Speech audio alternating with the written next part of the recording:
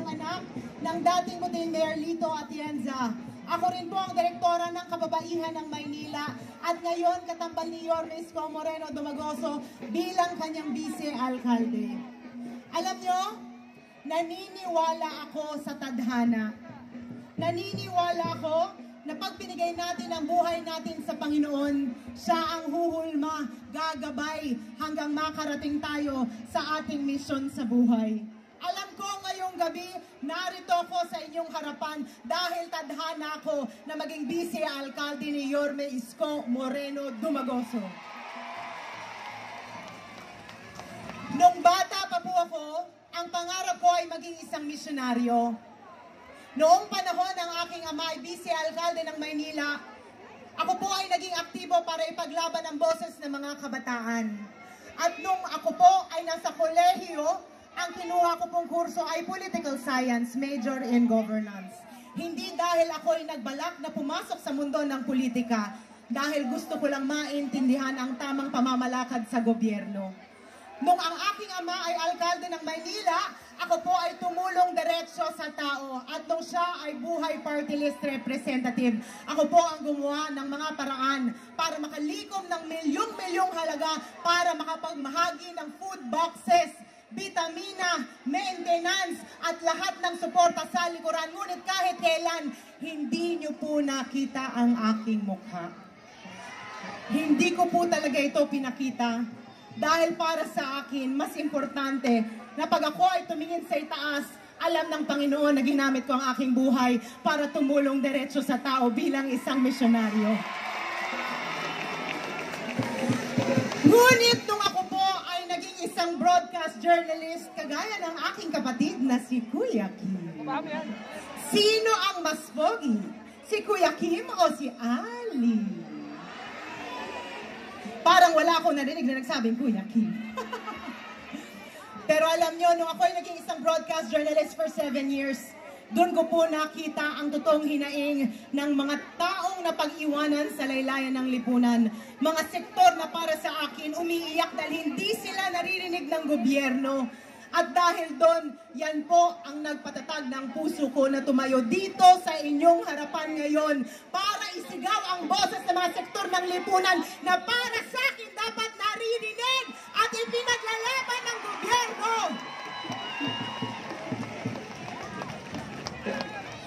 Noong ako po ay isang broadcast journalist, meron po akong nakilala na isang nanay. Ang pangalan niya ay si Nanay Emelita.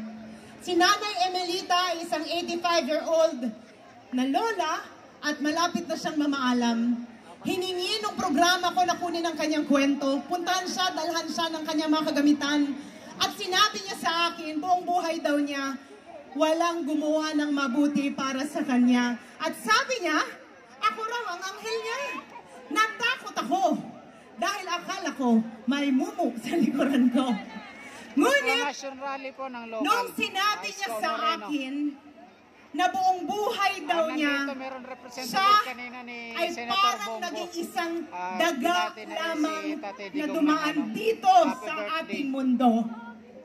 Yan po ang nagbago sa aking pagkatao. Yan po ang nagpatatag ng puso ko. Natayuan ang mga lolo at lola ko na dapat humahaba ang buhay ninyo kung ang gobyerno ay marunong makinig sa inyo at marunong ipagtanggol kayo at marunong alagaan kayo. Kaya sa aming mga lolo at lola, makakaasa kayo na sa susunod na administrasyon, kung ibigay po ito sa amin ni Yorme, hahaba na po ang buhay nyo dahil sisiguraduhin namin na siksik-liglig ang gamot, vitamina, bakuna, pag-aalaga at pagmamahal na ibibigay sa inyo ng gobyerno balang araw dito sa Maynila. Tumatayo rin ako para sa mga kababayan natin na may kapansanan. Mahirap mabuhay ng may kapansanan, kaya dapat ang gobyerno nakaalalay sa inyo. Tumatayo rin ako para sa mga magulang na araw-araw nagdadasal na sana merong isang gobyerno na kaya nilang masandalan pagdating sa edukasyon ng kanilang mga anak. Tumatayo ako para sa ating mga kapatid na Muslim, para sila ay magkaroon ng boses din sa gobyerno balang araw. At tumatayo rin ako para sa mga LGBTQ plus community. Na bata pa lang kayo, alam ko meron na kayong mga diskriminasyon na nakuha sa inyong buhay. Dito sa Maynila, patas ang panlaban ng lahat at sisiguraduhin namin na kayo ay may boses balang araw. Kanina nung nag-motorcade kami ng buong Yorme's Choice kasama ni Yorme, iisa lamang ang isinisigaw nyo. Ano nga po yun?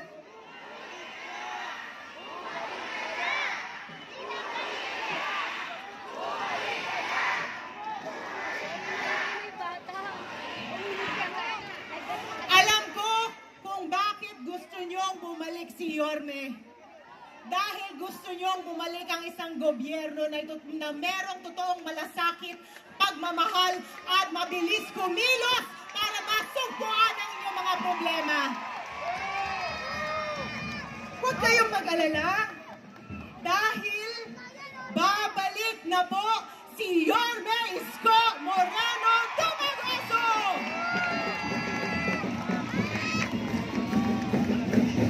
Ngunit, sana isama niyo rin po si Chi Atienza.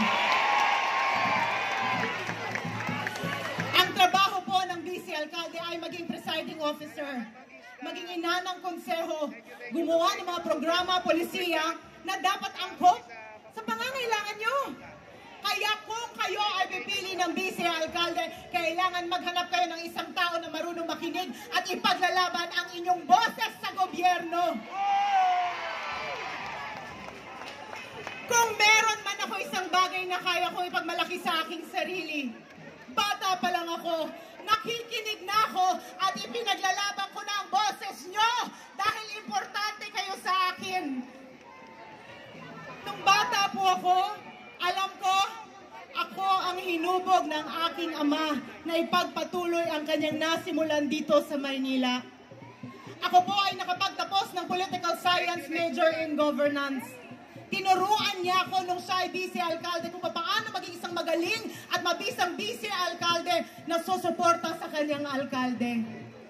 Tondo, makakasiguro kayo na kung ako ang gagawin yung Vice Alcalde ni Yorme balang araw, susuportahan ko siya ng buong buo!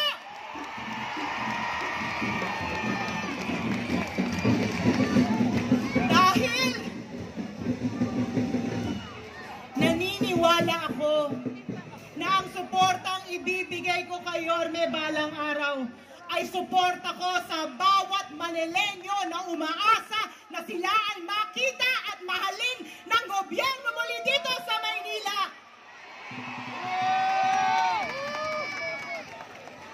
Ang tawag nila sa akin ay liwanag ng Maynila. Ngunit, naniniwala ako, narito lang ako para buhayin muli ang inyong mga puso, na maniwala na ang gobyerno ay nandyan at aalalay sa inyo, lalo't lalo na pagdating sa livelihood.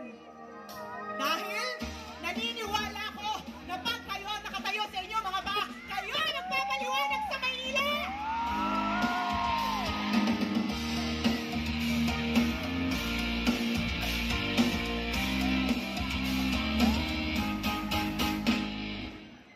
Ito